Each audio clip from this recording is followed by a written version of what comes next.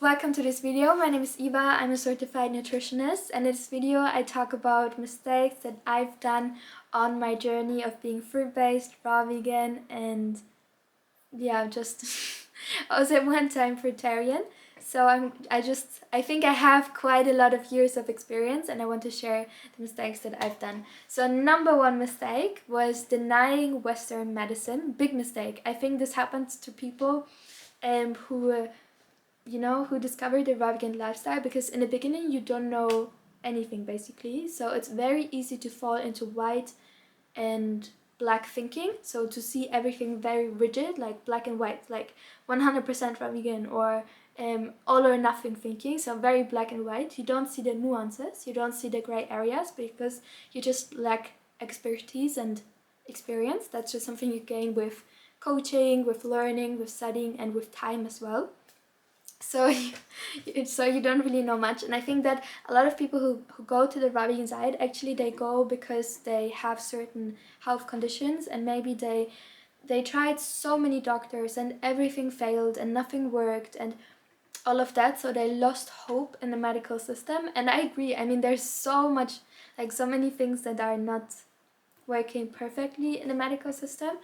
But to say that everything about the medical system is wrong is just, in my opinion, a huge mistake, because there is so many things that actually do help you and can help you and are necessary. Like, for example, if you have an accident that is really hard, I'm not gonna go into the woods and try to heal on myself. I'm gonna go to the hospital so that they can check if maybe I have damage in my interior organs, or like so much stuff or that they can help me with like a broken leg or things like that. So really big mistake, especially if you have children, to not completely deny Western medicine. Like, there's so much good in Western medicine, and I think some people have the belief that doctors are like those evil people. And I think, yes, of course, like there are people, like there are doctors who maybe don't really care so much and they really care more about money or something. But I personally think the majority of doctors, like, you have to study a lot and you really have to do this job for, like, it's a high stress job, and I think that many people do it because they're passionate about it and wanting to help people. So yeah, just learn to see, like, do your research, but also learn to see a lot more like gray area and not just black and white, because I think it can get quite dangerous if you reject all of the medical system, and then you have an accident, and then you maybe really need a certain medication and you don't take it. It can really have negative health qualities.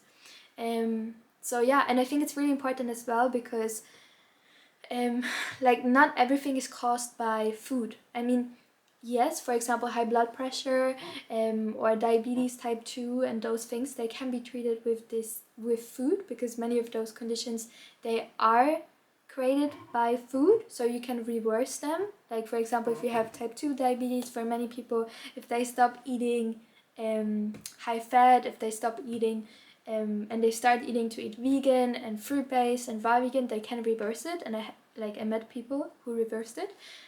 You can also check out Mastering Diabetes. He has type 1 diabetes, but he has so much great information about it. He has a great book about it. But not everything is caused by food, and so not everything can be treated with food. And some things, unfortunately, are as well genetics. And you can eat the healthiest diet and you can still be super unlucky and have just very shitty genetics, and then you still need, for example, medical help. Another great mistake that I did was thinking that like going raw vegan is only possible in the tropics. Big mistake. So I was backpacking in the tropics, and I think that they have really amazing fruit, and I think it is much easier also because it's so hot. The climate is so hot, so I think I constantly wanted something cold. So I think it is easier to eat fruit-based in the tropics than it would be in the German winter time. But still, I think it's completely possible to eat fruit-based or raw vegan in the winter with cold climate, because like, I think even when you eat a lot of years that way. It's just you're normal. So I'm not gonna change how I eat when I go to a different country. Like, I change maybe a little bit. For example, when I'm in the winter climate, I eat a lot more veggies, and I also heat my food a little bit so that it's not ice cold, but that it's a little bit room temperature or a little bit warm. And yeah, but it's I mean, I did the first 3 years, I think 3 years, in the German winter with a fruit-based diet, and it completely worked. It was I did many mistakes. Like, it's a huge topic to learn how to do it in the winter time, many learning lessons, but it is definitely possible. And I would not wait, because I personally don't want to live in the tropics. I don't like the climate, and yeah, so I would just have wasted so much time if I would have waited all the time to go first to the tropics and then try the fruit-based diet. No, just start it with what you have, and you don't need to go 100% raw. Just, go vegan, eat a lot more fresh fruit and veggies, do the best that you can, and that's already something really awesome.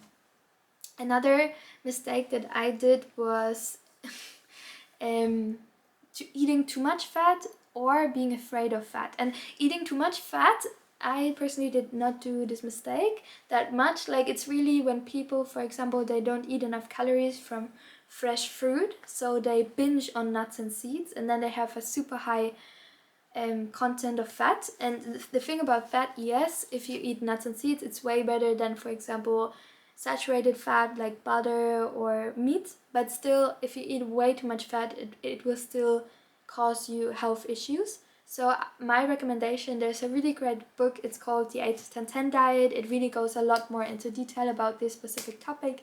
So read this book, it's a great introduction. And just maybe monitor also a little bit, do you binge on nuts and seeds? If you binge on nuts and seeds, can you incorporate, for example, more fresh fruit or starches into your diet so that you get enough calories from them?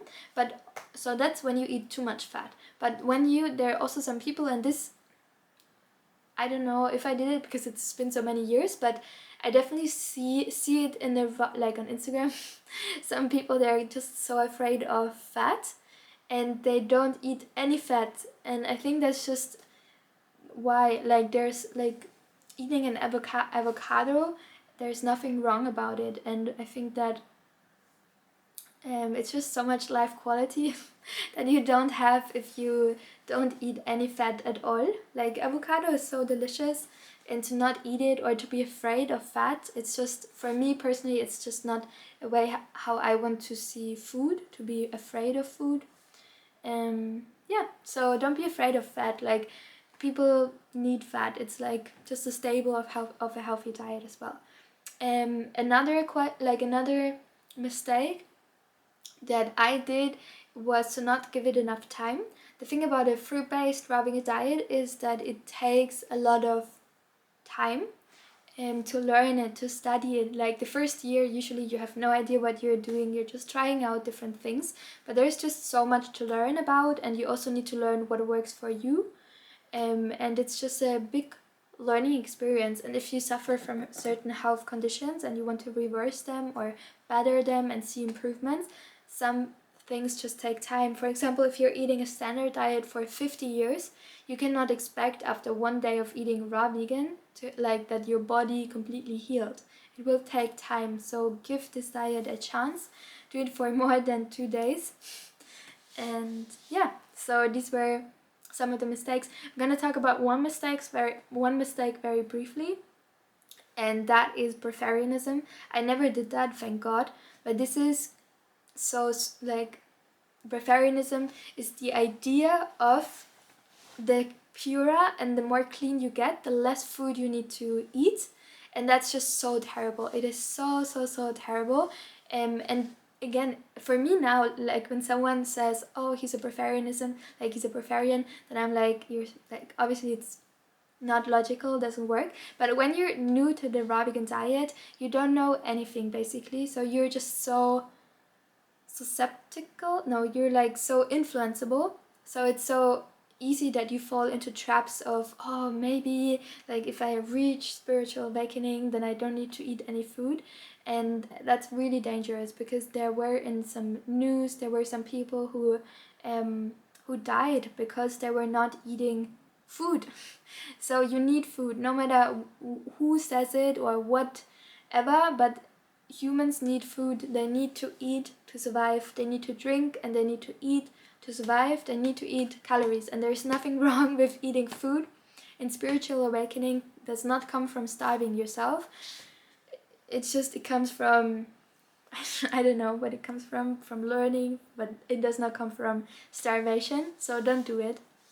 It also is just so ridiculous and so it's just so shameful, right? Like there are so many children and people who are starving, and then like a privileged person comes and says, "Oh, I'm spiritual and I don't need to eat food." Like it's so disrespectful for people who actually need to starve.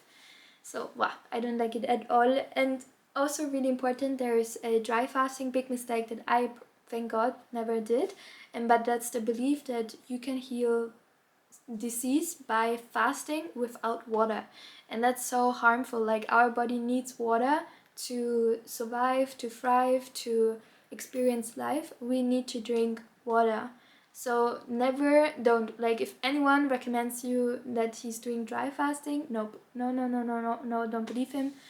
He has just no experience in that area of how the human body works, because water is it's just a number of, like water, air and food is just the main three things that people need. So never ever do dry fasting. It's not good for your body and it can damage, and it probably, if you do it for longer than a day, or even maybe one day is already enough to damage your organs or to damage your kidney, etc. So don't do it.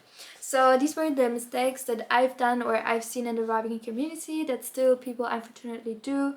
And yeah, but I hopefully think that you are not gonna do them because you watched this video. And if you have some experience or some mistakes that you did, write them down in the comment section. I would love to read about them. And if you like this video, please give it a like, subscribe to my channel, and I really hope you have a wonderful day. And if you want to work with me, then definitely check out the link in the description box. Sometimes I offer coaching. I'm working on an e-course, I have ebooks, so I'm really happy for you to check out what I have to offer. And I really hope you have a wonderful day and see you in my next video. Bye bye.